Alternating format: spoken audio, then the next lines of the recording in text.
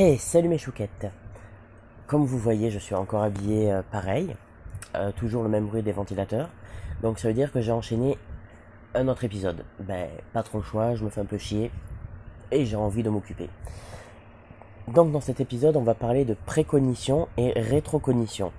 La précognition est la capacité à connaître des événements futurs, dans un futur proche ou un petit peu plus lointain, sans aucune, comment dire, sans l'œuvre de ces cinq sens.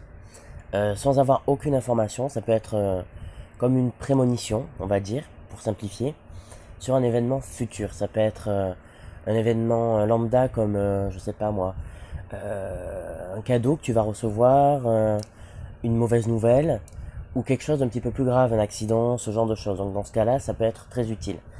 À l'inverse, la rétrocognition, c'est des connaissances, c'est avoir connaissance d'un événement passé sans avoir lu quoi que ce soit sur ce dit événement, ni avoir vu une émission ou quelque chose comme ça. Par exemple, on peut avoir une rétrocognition sur, comment dire,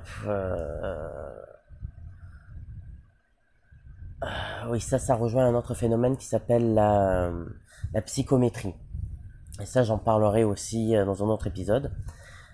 Tout simplement, ça consiste à avoir là des rémanences de quelque chose du passé, d'une personne ou d'un lieu dont on n'a aucune connaissance. Et voilà, c'est la rétrocognition, c'est avoir connaissance d'événements passés sans les connaître soi-même, sans non plus avoir usé de ces cinq sens.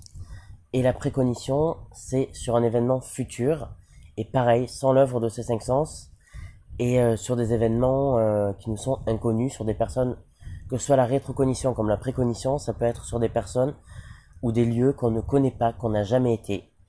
Donc ce sera tout pour cet épisode, et à bientôt, peut-être donc dans quelques minutes pour un autre enregistrement. Donc à bientôt mes chouquettes.